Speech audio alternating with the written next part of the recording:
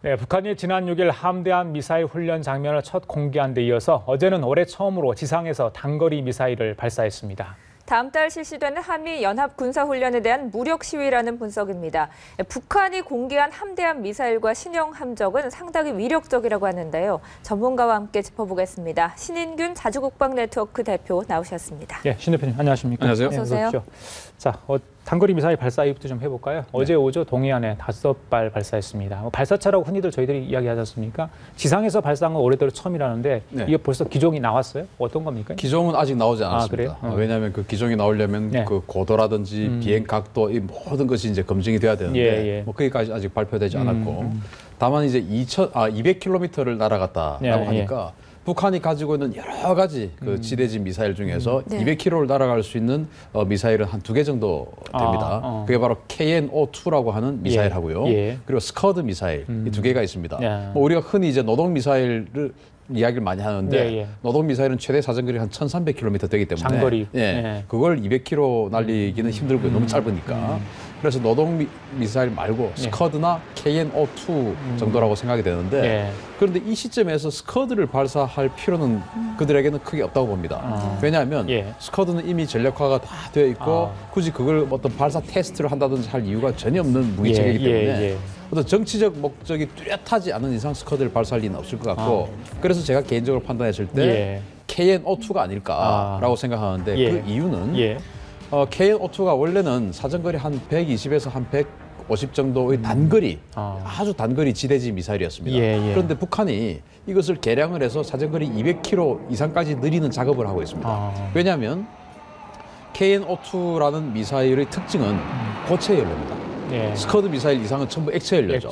액체 연료는 발사하는데 여러 가지 단계가 좀 필요합니다. 그래서 우리 정보 당국의 사전 어떤 정보의 시스템에 걸릴 수가 있으니까 고체 연료는 마음만 먹으면 언제든 스위치만 누르면 바로 날아가기 때문에 고체 연료는 상당히 기습 공격하기에 용이하죠. 그래서 그 고체 연료 KN-02를 가지고 있었는데 이게 사정거리가 너무 짧다 보니까 우리 공군기지라든지 뭐 이런 데 대해서 크게 위협이 안 됐어요. 그래서 북한은 이 KN-02의 사정거리를 늘리는 작업을 쭉 해왔습니다. 그래서 급기야는 지금 작년에도 여러 번 발사를 했지만 한 200km까지 늘렸습니다. 그러면 저희들 오산까지도 가능합니까? 오산은 충분하고 계룡대 그리고 뭐 계룡대를 사실은 뭐 북한이 공격할 이유는 없습니다. 왜냐하면 거기는 전쟁 지휘부가 아니기 때문에 계룡대보다 더 중요한 데가 서산에 있는 F-16 기지 그리고 충주에 있는 F-16 기지 그리고 앞으로 F-35가 도입되면 청주에 배치가 될 텐데 그 반경 안에 다 드는 그 거죠? 청주 기지 이런 데가 전부 반경에 들어갑니다. 그러면은 이제 이런 데를 기습 공격할 수 있는 자산이 되기 때문에 이게 위험한 거죠. 그렇군요. 작년에도 키리졸브 앞두고 2월부터 단거리 발사체 쏘기 시작해서 8월까지 계속 무력 시위 이어갔잖아요. 이번에도 2월에 이렇게 단거리 발사체를 발사를 했는데 이게 뭐 신호탄이라고 봐야 되겠습니까? 신호탄이죠. 그 신호탄인데 작년의 패턴도 그렇고 올해의 패턴도 그렇고 북한이 뭐 어떤 분들은 그냥 뭐 재고 소진용 이렇게 지금 이야기를 하시는데 천만의 말씀입니다. 재고를 소진한다는 것은 있을 수가 없는 일이죠. 왜냐하면 재고를 소진한다는 것은 우리 생각에 재고를 소진하면 신제품이 들어오기 위해서 이걸 창고를 비우기 위해서 재고를 소진하는 건데 북한은 창고를 비울 이유가 없습니다. 재고 소진용은 전혀 아니고요. 신무기, 신시스템을 개발하는 것에 정치적 이슈와 더해서 이를테면 도랑치고 가져잡고 한 번의 행위에 두 가지 어떤 이익을 얻는 것이죠. 하나는 무기 개발하는 데 쓰고 그러면서 정치적 어필도 하고 하는 그 두 가지로 쓰는데 그러면은 왜 2월 달부터 하느냐. 뭐 1월 달까지는 뭐 새 계획 세우고 뭐 이렇게 바쁘니까 이제 2월 달부터 하는데 이제 2월 말부터 한미연합 훈련에 들어가기 때문에 키예리 훈련에 들어가죠. 올해는 3월 2일부터 합니다. 설날이 껴서 이제 한 주일 연기가 됐는데 3월 2일부터 키 리졸브 훈련을 하는데 키 리졸브 훈련을 대해서 북한이 굉장히 무서워하죠.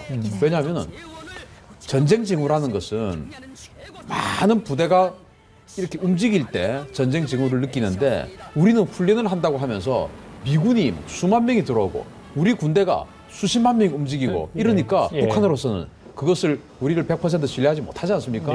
우리도 북한을 신뢰하지 않지만은 그러면 북한 입장에서는 와 저렇게 막 움직이다가 우리를 이렇게 북진해버리면 어떡하지 하는 그런 겁도 냅니다. 또 미국의 항공모함이 지금 조지 워싱턴 항공모함이 7함대 즉 일본에 항상 배치되어 있지 않습니까? 키 리졸브 훈련할 때는 다른 게 옵니다. 왜냐하면 조지 워싱턴 항공모함 항상 여기서 훈련하던 거니까 항공모함이니까 크게 여기서 다시 합동훈련 할 필요가 없죠. 다른 항공모함이 오는데 북한이 이게 또 무섭죠. 왜냐하면 다른 항공모함이 와서 조지 워싱턴 항공모함하고 같이 작전해버리면은 전쟁을 하고도 남을 유리하게 돼버리니까 이제 이런 것이 이제 북한이 무서우니까 우리도 가만히 있지 않는다.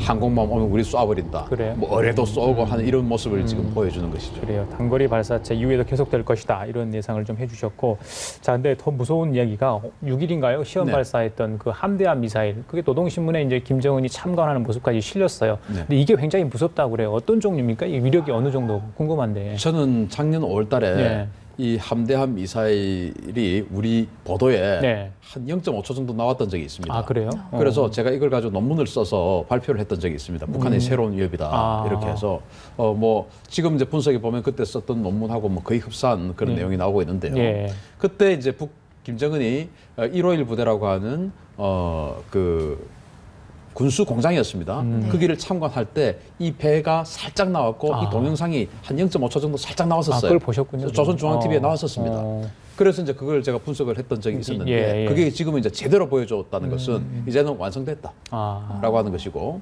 저는 이 함대함 미사일을 보고 이것이 어제 쏜 단거리 미사일보다 더 위험하다고 생각이 되는 것이 단거리 미사일은 이를테면 우리가 뭐 MD 체계라든지 이런 탄도탄 여격 체계를 갖추어 나가고 있는 또는 그런 계획을 세우고 있지 않습니까? 그런데 이 함대함 미사일에 대해서는 우리가 막을 수 있는 능력이 없는 배가 대부분입니다. 기존의 북한의 함대함 미사일은, 함대함 미사일이라고 하는 것은 군함에서 군함을 쏜다는 말입니다. 그렇죠. 군함에서 발사하는 미사일은 스틱스라고 하는 아주 구형 미사일이에요. 1950년대 소련에서 개발한 미사일인데 이거는 뭐 최대 사정거리 한 60에서 80km밖에 날아가지 않고 워낙 하늘로 솟구쳤다가 내려 꽂히기 때문에 레이더의 발각도 잘 되고요. 또 워낙 구형이기 때문에 이를테면 전자장비가 아주 구형이기 때문에 우리 군함들이 가지고 있는 전자전 제밍이라고 그러죠. 그 제밍 장치에 쉽게 속아요.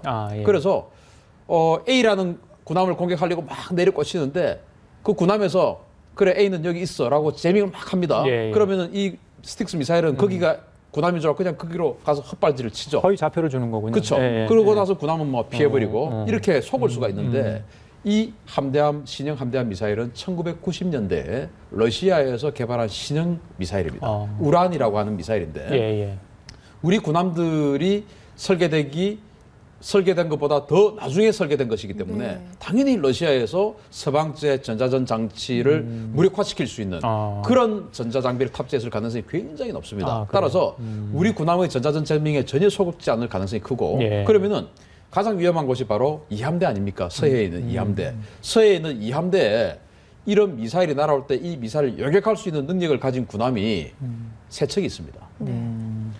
그런데 서해 이함대 수십 척의 전투함이 있는데 그 중에서 단 세 척 정도. 양만추함, 을지문덕함, 그리고 인천함 이 세 척을 제외하고는 이 미사일의 공격에 하나도 어떤 대응할 수 있는 능력이 없습니다. 따라서 이함대 NLL뿐만 아니고 경기만 전역에서 작전하는 우리 이함대 함정들은 이제는 정말 안타까운 말이지만은 목숨을 내놓고 근무하는 것과 똑같다. 그래요? 저는 그렇게 봅니다. 굉장히 위험한데 방금 말씀하신 것처럼 저건 이함대 말고요. 그러니까 사전에 저걸 뭐 탐지하거나 그런 시스템 전혀 없는 겁니까? 그러면 미사일을? 사전에 탐지를 한다는 것이 굉장히 힘든 것이 이게 날아오는 것이 적어도 수면에서 한 15m 정도로 이렇게 날아오거든요.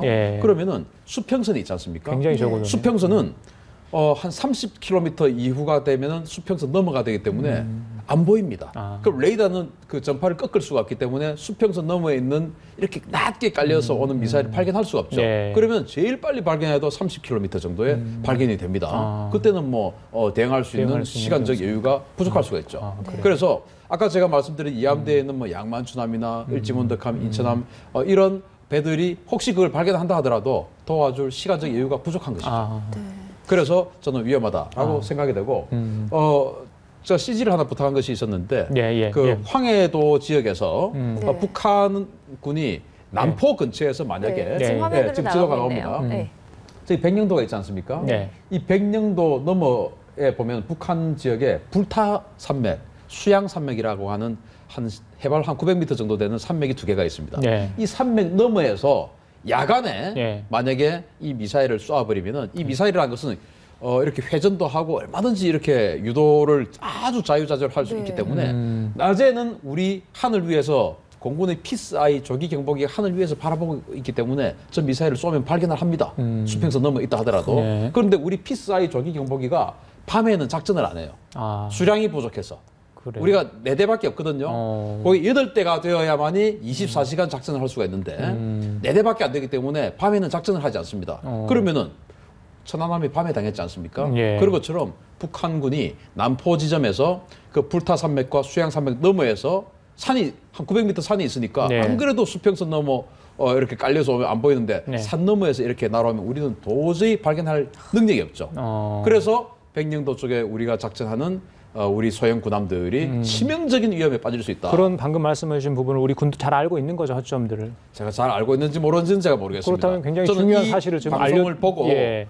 저는 작년에 이 논문을 발표를 하면서 도대체 이것을 그럼 어떻게 해결해야 될 것이냐. 사전 탐지하는 수밖에 없다라고 생각을 하고 그러면은 이 사전 탐지하려면은 공군의 조기 경보기 뭐 방금 뉴스 리포트 보니까 그 방위력 개선비 기획재정부에서 네. 더 안 주겠다. 네. 뭐 이런 참 암울한 뉴스가 지금 나오고 있는데 북한은 이렇게 지금 전력을 강화하고 있는데 공군의 조기 경보 통제기를 지금 4대가 있는데 8대가 되어야 24시간 탐지하고 우리 해군 장병들의 목숨이 그나마 네. 좀 사전 탐지가 될 수 있다라는 걸 말씀드리고 만약에 그러한 사전 경고가 있었음에도 불구하고 그러한 사후 조치를 하지 않아서 혹시나 불행한 일이 발생하면은 정부 책임이죠. 그래요.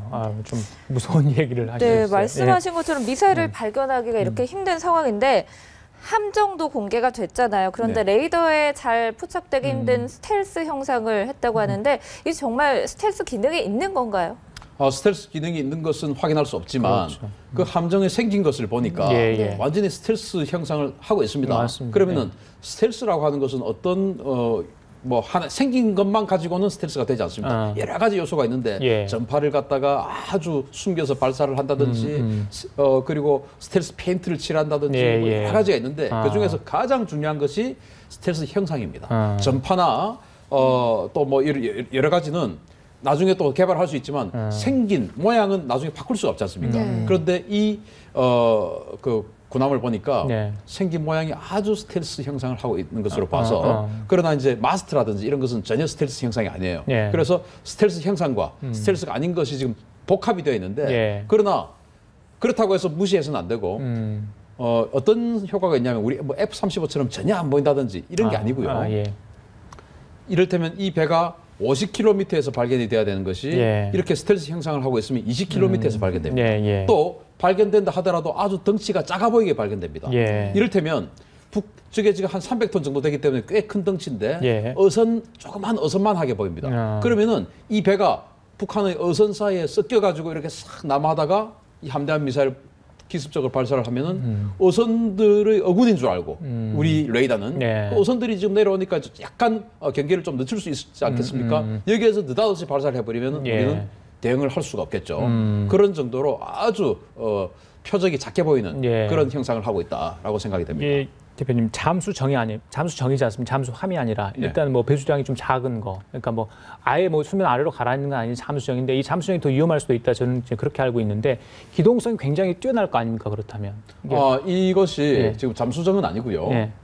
어떤 고속정인데 고속정 워터젯 기능을 사용하는 고속정인데 시속 한 90km, 노트로 치면 한 50노트 정도. 우리 윤영아함 같은 게 뭐 최대 시속 뭐 한 40노트 정도 되는데 우리보다 더 빠르고 더 스텔스 형상을 가지고 있고 우리 것만큼 강력한 함대함 미사일을 장착하고 있고 뭐 이러기 때문에 또 특히나 여기 있는 함포가 보니까 그 AK-230이라고 하는 중국제 최신형 그 함포가 있습니다. 지금 화면으로 나가는 건가요? 저것은 이제 우란이라고 하는 미사일이고 그 앞에 있는 함포 있지 않습니까? 저것도 근접전에 있어서 만약에 우리 군함들하고 근접전 예전에 서해교전, 연평해전처럼 그렇게 됐을 때는 엄청난 위력을 발휘할 수 있고 저 함포를 갖다 쏘면은 아마도 우리 참수리 고속정 정도는 자꾸 뭐 이런 말씀 드리기 좀 뭐하지만 한 1분 정도면 그냥 상부가 찢어질 정도의 강력한 어떤 형상을 하고 있는 것으로 보입니다. 그래요. 저희들도 좀 대비를 좀 철저히 해야 되는 그런 알겠습니다. 상태입니다. 마지막으로 다음 달 초에 이제 한미 연합 군사 훈련이 있는데 자, 이런 무력 시위 더 횟수도 좀 늘고 또 어떤 위력도 더 강한 모습을 북한 쪽에서 보여줄지 어떻게 예상을 하세요? 저희들이 또 어떻게 좀 대응을 해야 된다고 보세요? 그러면? 북한의 그 패턴이 있습니다. 한미연합 훈련이 시행하기 전에는 무력 도발 또는 시위를 갖다가 계속 강화해 오다가 한미연합 훈련이 시작되면은 일순간은 또 잠잠하죠. 왜냐하면 공격을 또 할 수가 있으니까. 그러다가 한미연합 훈련이 끝나면 또 어떤 시위를 강화해서 4월 15일 그들이 말하는 태양절, 김일성 탄생일 이즈음까지 아주 그 강도를 고조시킵니다. 정치적 목적도 있겠죠. 그런데 그게 그냥 무조건적인 시위는 아니다. 저는 군사적으로 이것을 분석을 하는데 군사적으로 봤을 때는 하나하나가 전부 다 무기 개발과 병행을 해서 가는 것이니까 시위하는 것만 정치적으로 분석하지 말고 이 시위하는 것에 대해서 군사적으로 어떤 의미가 있냐를 봐서 그러면 여기를 우리는 어떻게 대응을 해야 되는가를 우리가 면밀히 분석하고 대응할 필요가 있습니다. 그래요. 알겠습니다. 자, 오늘 말씀 여기까지 듣도록 하겠습니다. 지금까지 신인균 자주국방 네트워크 대표였습니다. 감사합니다. 감사합니다.